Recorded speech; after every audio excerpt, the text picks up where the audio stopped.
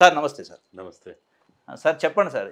ఎట్లా ఉంది గవర్నమెంట్ చర్చలు జరిగినాయి. తెలంగాణ, ఆంధ్రాకున్న పునర్విభజన చట్టం సమస్యలపైన. అసలు ఆ సమస్యలేమైనా పరిష్కారం అయినట్టు అనిపిస్తుందా? సమస్యల పరిష్కారం పేరుతోని రాజకీయ ఎంట్రీ ఇస్తాడా చంద్రబాబు నాయుడు గారు? అనేది పెద్ద డౌట్ ఉంది తెలంగాణ సమాజానికి. అంటే ఏదైతే 6వ తారీఖు జరిగినటువంటి సాయంత్రకాల సమయంలో హ్మ్.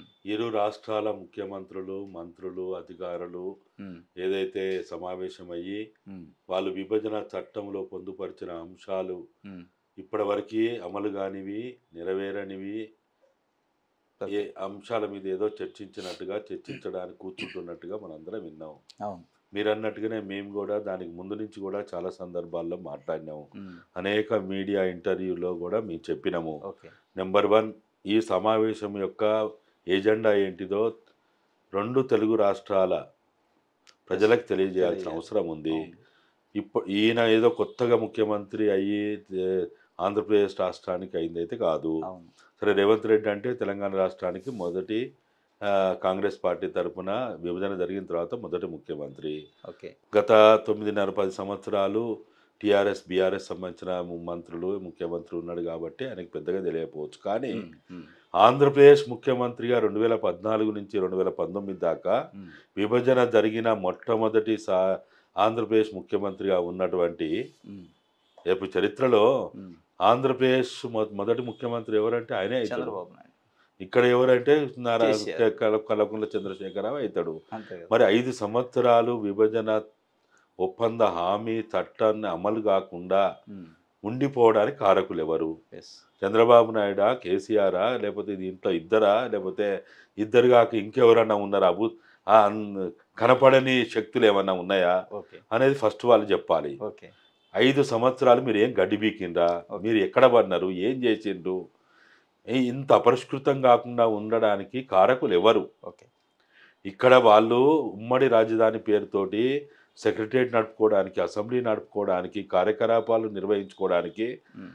ముఖ్యమంత్రి నివాసం కొనసాగడానికి కూడా ఉమ్మడి రాజధాని పేరుతోటి మన విభజన ఒప్పంద హామీలలో అదొక హామీ. హ్మ్. మరి నువ్వు విభజన జరిగిన తర్వాత మొట్టమొదటి అసెంబ్లీ ఎక్కడ జరుపుకున్నారు వీళ్ళు? హైదరాబాద్‌లో జరిగింది. అవును. ఇదే అసెంబ్లీ ప్రాంగణంలోనే హైదరాబాద్ నడిబొడ్డునే జరుపుకున్నావు.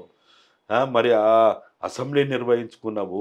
మంత్రులు ఇక్కడనే ఉన్నారు. నీ మంత్రులకు క్వార్టర్లు అలాట్ అయినాయి. CM camp office. CM camp office allot అయింది.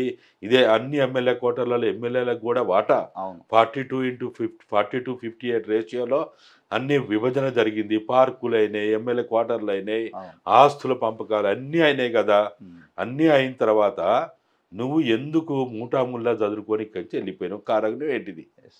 నోటు ఓటు కేసు అయిన తర్వాత నీవు చెప్పా చేయకుండా ఓకే. ఇక్కడి నుంచి పారిపోయినావు. యెస్. బిస్తర్ చదువుకొని పారిపోయిన తర్వాత మరి దాని తర్వాత కూడా నువ్వు ఆ రోజు కూడా ముఖ్యమంత్రులు కూర్చున్నారు, మంత్రులు కూర్చున్నారు.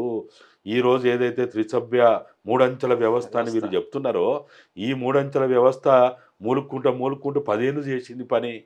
ఇలా కొత్తగా చేసింది ఏమున్నదాడ? కొండందో వెలుకని పట్టినట్టు. అవును. వీళ్ళు ఏమైనా కొత్తగా చేసేది ఏమైనా ఉన్నదా? అప్పుడు చీఫ్ సెక్రటరీలు, అప్పుడు అధికారులు, అప్పుడు వివిధ శాఖలకు సంబంధించిన ప్రిన్సిపల్ సెక్రటరీలు అప్పుడు కూడా కూర్చున్నారు. ఐఏఎస్లను, ఐపీఎస్లను మంచుకోలేదా? 32 సార్లు సమావేశాలు జరిగినాయి. మరి అధికారుల గ్రూప్ 1 ఆఫీసర్లను మంచుకోలేదా? లేకపోతే 4th క్లాస్ ఎంప్లాయీస్ మంచుకోలేదా? అవును. మొత్తం అన్నిటి మీద కూడా ఆ రోజు కూడా అనేక దఫాలుగా ఓకే. ఇక్కడ అధికారులు విజయవాడ పోయిండ్రు, విజయవాడ వాళ్ళు ఇక్కడికి వచ్చిండ్రు, ఎన్నో జరిగినాయి కదా! యెస్. అప్పుడు కూడా విందులు వినోదాలు చేసిండు కదా! అవును. మన కల్వకుంట్ల చంద్రశేఖరరావును ఇదే నారా చంద్రబాబు నాయుడు ఇద్దరు కూర్చొని టీలు తాగిండ్రు, కాఫీలు తాగిండ్రు, భోజనాలు చేసిండ్రు, రాజధాని శంకుస్థాపనకి అన్ని పోయింది కదా! అవును. ఇలా కొత్తది ఏముందాడ? ఓకే.